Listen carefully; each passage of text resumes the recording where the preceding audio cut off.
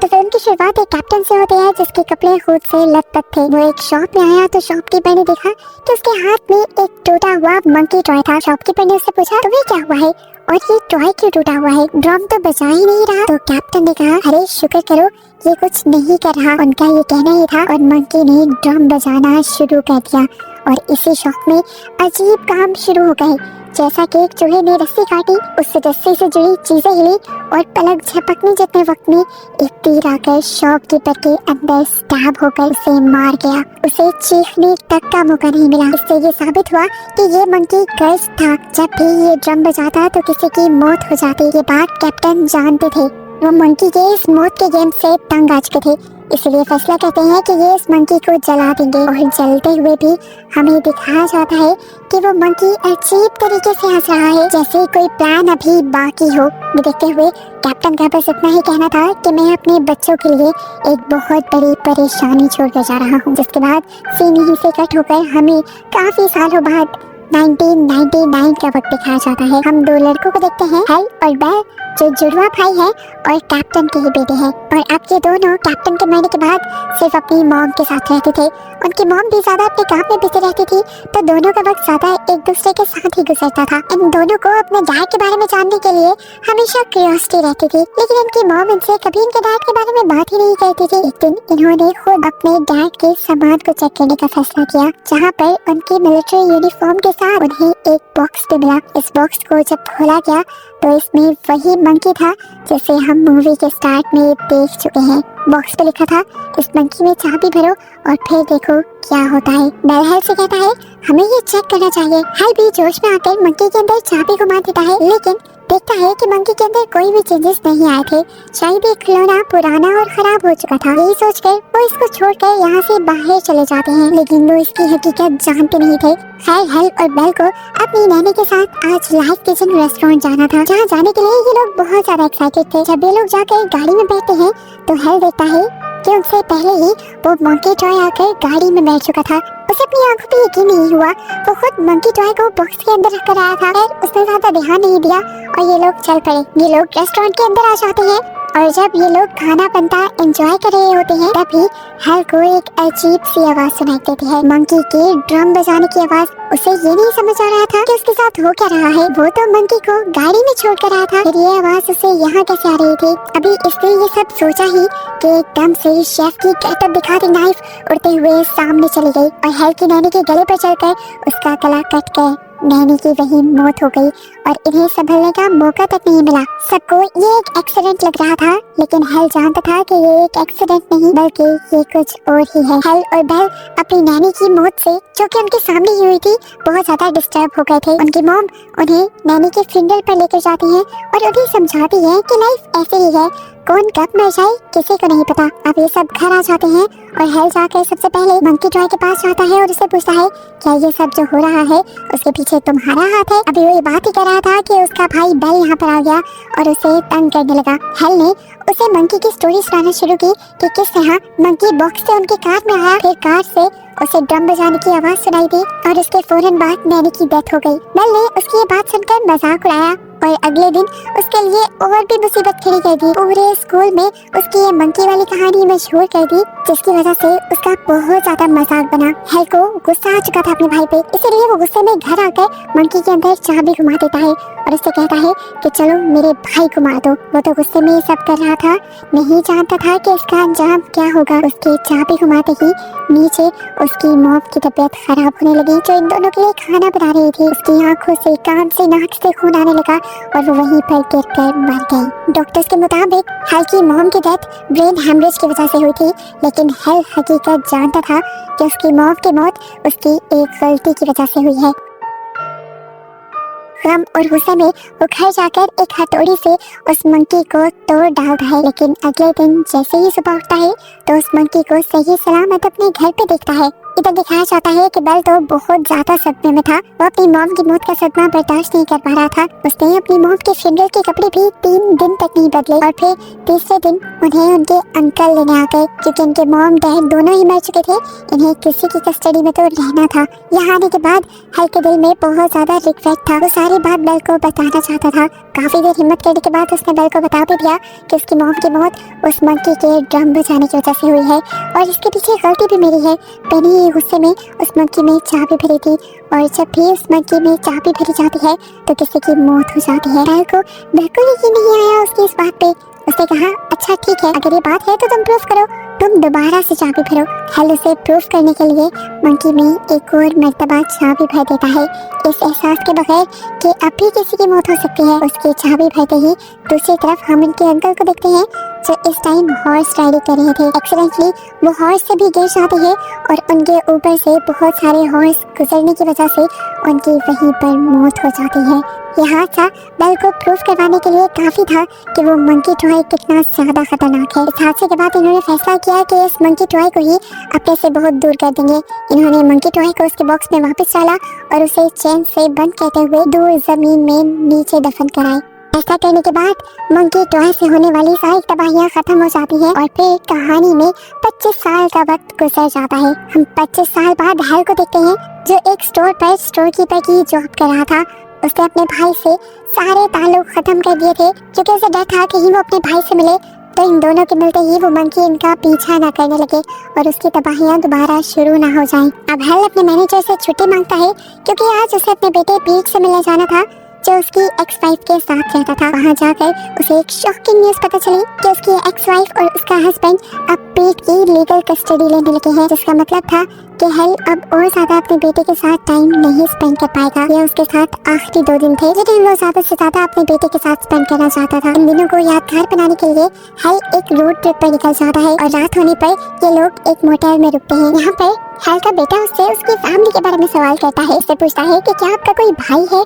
Hello को इस time bell की बहुत याद आई, लेकिन उसने अपने बेटे से झूठ बोल दिया कि नहीं मेरा कोई भाई नहीं, मैं अकेले ही रहता हूँ। सीन कट होकर अब हमें उस लेडी को दिखाया गया जिसके पास हेल और बेल अपने मॉम डैड के मरने के बाद रह रहे थे, जिसके हस्बैंड की भी मौत हेल के मंकी को चाबी देने की वजह से हुई थी। वो घर पर अकेली रहती है और आज उन्हें अपने घर पर एक अजीब डरावनी सी आवाज सुनाई देती है। उन्हें ऐसा लगता है कि कोई उनके घर में घुस आया है, जिसे देखने के लिए वो अपनी गन उठाकर बाहर निकल आती है। उन्हें फील हुआ कि कोई उनके बेसमेंट में चला गया था। वो जैसे ही बेसमेंट की सीढ़ियों में उतरी तो उन्हें ड्रम बजने की आवाज आई और ठीक उसी टाइम पर उनके पाँव के नीचे की सीढ़ियां भी टूट गई। नीचे कांच का फ्लोर भी टूटा और उनको बहुत ज्यादा चोट आ गई। शीशे और लकड़ी के छोटे छोटे टुकड़े उनके मुंह पे स्टैब हो चुके थे। अपना मुंह देखने के लिए वो जब शीशे के पास गई तो उन्हें गैस के लीक होने की स्मेल आई। वो फौरन किचन में गई और जैसे ही उन्होंने स्टोव के पास कुछ सूंघने की कोशिश की तो एकदम से वहाँ पे स्पार्क आने की वजह से आग लग गई और उनका पूरा मुंह जल गया। जलते हुए चीखते चिल्लाते वो घर से बाहर निकल आई। उन्हें समझ नहीं आया और वो सामने वाले बिलबोर्ड के पास चली गई, जहाँ जाते ही उनका सर बिलबोर्ड में स्टैब हो गया और उनकी वहीं पर मौत हो गई। ठीक इसी टाइम पर हेल को अपने मोटेल रूम में एक भयानक सपना आ रहा था।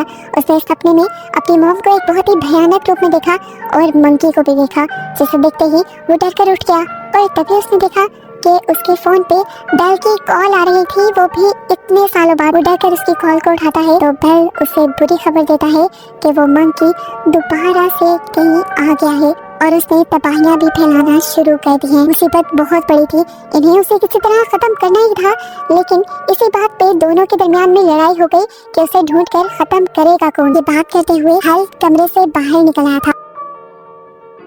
वो देखता है कि पास के एयर कंडीशन से कुछ आवाजें आ रही थी। वहाँ पर स्पार्किंग हो गई, एयर कंडीशन जाकर दूर गिरा और वायर टूटकर पूल के अंदर गिर गई। पूल के अंदर करंट तोड़ गया और जैसे ही एक लड़की ने पूल में जंप की तो करंट लगने से उसकी वहीं पर मौत हो गई। ये देखकर हेल और भी ज्यादा डर जाता है और समझ जाता है कि वो मंकी पहले से ज्यादा खतरनाक हो गया है। अब तो उसका नाम लेने पर भी तबाहियां शुरू हो जाती हैं। हेल अब सबसे पहले पीट को वापस घर छोड़ने का फैसला करता है ताकि कम से कम उसकी जान खतरे में न पड़े। लेकिन पीट तो हेल के पुराने घर जाना चाहता था जहाँ पर वो अपनी आंटी के साथ रहते थे। ये उसकी आखिरी ख्वाहिश थी। हेल को लगा कि उसे पूरी कर देनी चाहिए, इसलिए वो उसे अपनी आंटी के घर ले गया, जहाँ दिखाया गया कि आंटी के मरने के बाद उनके सामान की नीलामी हो रही थी और यहीं पर वो मंकी टॉय भी था जिसे एक लड़के ने खरीद लिया। रास्ते में हेल को अपना पास्ट भी आता रहा था, कैसे वो अपने डैड के लिए तड़पता था, उन्हें मिस करता था, लेकिन उनकी मॉम ने कभी उनसे क्लोज होने ही नहीं दिया और फिर तो उनकी मौत ही हो गई। उसके इसी ख्यालों से उसे जगाती है यहाँ पर एक एजेंट। जो एजेंट इसे एक शॉकिंग न्यूज देती है कि जिस टाउन में इस टाइम वो आया था उस टाउन में अजीबोगरीब काम हो रहे थे। टाउन में एक के बाद एक लोग अजीबोगरीब हादसे से मर रहे थे। ये सुनकर हेल शॉक में आ गया। वो समझ गया कि मंकी टॉय इसी टाउन के अंदर है। ये दोनों बातें ही कर रहे थे कि इन दोनों की बातों से पीट को पता चल गया कि हेल का एक भाई बेल भी है। अब हेल को उस मंकी टॉय को ढूंढना था जिसके लिए वो स्टोर रूम में चला जाता है जहाँ पर ऑक्शन की सारी चीजें रखी गई थी और वो जानता था कि उसकी आंटी के घर की सारी चीजें भी जो ऑक्शन में नहीं बिकी होंगी वो यहीं पे होंगी। उसने पूछा क्या ऑक्शन में कोई मंकी टॉय भी था। एजेंट को ये अच्छी तरह से याद नहीं था, इसलिए उसने हेल के लिए स्टोर रूम खोल दिया जहाँ पर वो उस मंकी टॉय को ढूंढने लगे। एजेंट ने जैसे ही एक कैबिन खोला तो अंदर से एक शॉटगन निकलकर उसके ऊपर गिर गई और खुद ब खुद चल गई, जिससे उस एजेंट की भी वहीं पर मौत हो गई। इस लड़की के मरते ही पूरे स्टोर रूम के अंदर उस मंकी टॉय के ड्रम्स की आवाजें सुनाई देने लग जाती हैं। अब यहाँ हेल को ये बात पता चलती है कि बेल पहले से ही इसी टाउन में है, लेकिन वो उससे मिलने नहीं आ रहा। हेल उसे फोन पर धमकी भी देता है और जब तब भी बेल उससे मिलने के लिए नहीं आता तो वो बेल की लोकेशन ट्रेस करने लग जाता है। और यहाँ हमें बेल के घर दिखाया जाता है कि बेल के इरादे बहुत ज्यादा खतरनाक थे। ट्विस्ट ये था कि वो मंकी टॉय जिसे हेल हर जगह ढूंढ रहा था वो उसी के भाई बेल के पास था।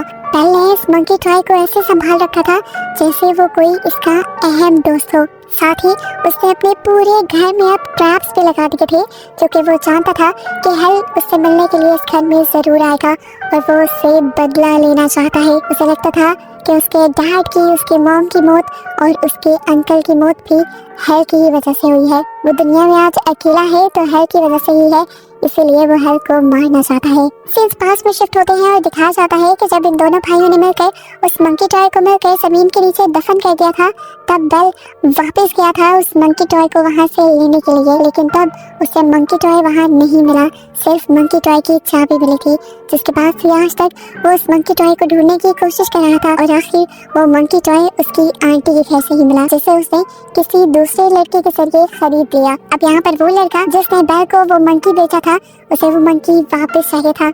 उसने जब देखा कि हेल और उसका बेटा पीट आंटी के घर पर है तो वो उन्हें गन पॉइंट पर लेकर बेल के घर के पास आ गया। उसे गन पॉइंट पे ही धमकी देते हुए पीट से कहा कि तुम अंदर बेल के घर जाओ और वहाँ से मंकी टॉय लेकर आओ। हेल जानता था कि अगर उसके हाथ मंकी टॉय लग गया तो बहुत बुरा हो जाएगा।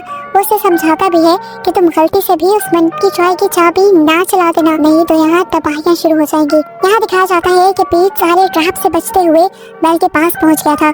बेल के पास जाते ही बेल उसे मंकी तो दे देता है, लेकिन पीट बेचारे को तो मंकी की कोई कहानी पता ही नहीं थी। बेल पीट को मजबूर कहता है कि पीट मंकी के पीछे ये चाबी घुमा दे और जैसे ही पीट ये चाबी घुमाता है बाहर उसके डैड के पास मौजूद आदमी के हाथ से गन चल जाती है। शुक्र था कि वो गोली हेल को नहीं लगी थी बल्कि विंड ग्लास के आर पार होकर वो बाहर शहद की मक्खियों के छत्ते पर लग गई थी, जिसकी वजह से सारे शहद की मक्खियां आकर उस लड़के के मुंह के अंदर चली जाती हैं और उसे काट कर वहीं पे मार देती हैं। ये देखते हुए हेल समझ गया कि उन्होंने मंकी की चाबी घुमा दी है। इन सब चीजों को रोकने के लिए वो भी बेल के घर के अंदर आ गया, लेकिन जैसे ही वो अंदर आ रहा था तो उससे एक ट्रैप एक्टिवेट हो गया और वो वहीं पर फंस गया। उसे देखते हुए बेल उसके पास आया। इन दोनों के अंदर लड़ाई शुरू हो गई और इसी बहस में इन्हें पता ही नहीं चला कि कैसे इन्होंने अपने मस्तिष्क सुलझा लिए। इन दोनों ने एक दूसरे से माफी मांग ली, लेकिन अब बहुत देर हो चुकी थी। सब कुछ ठीक करने के बावजूद भी ठीक नहीं हुआ था क्योंकि पीछे बैठा मंकी अब ड्रम बजाने लगा था, जिसका मतलब था कि तबाही आ गई।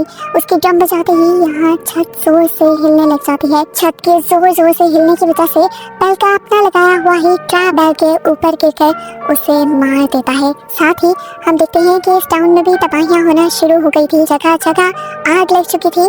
प्लेन जो यहाँ से गुजर रहे थे वो भी क्रैश होने लगे थे और पूरा इलाका तबाही से भर गया था। यहाँ पर हम देखते हैं कि हेल और पीट किसी तरह उस घर से निकलने में कामयाब हो गए थे। अब वो इस टाउन से भी बाहर निकल रहे थे और इन्होंने फैसला किया था कि वो उस मंकी टॉय को अपने साथ ही रखेंगे ताकि उससे आने वाली तबाहियों को कंट्रोल किया जा सके। इस टाउन से निकलने से पहले ये इस टाउन में एक हॉर्समैन को देखते हैं जो कि डेथ की एक निशानी था जो रिप्रेजेंट कर रहा था इस टाउन की तबाही को। और बस इसी को दिखाते हुए ये कहानी यहाँ खत्म हो जाती है।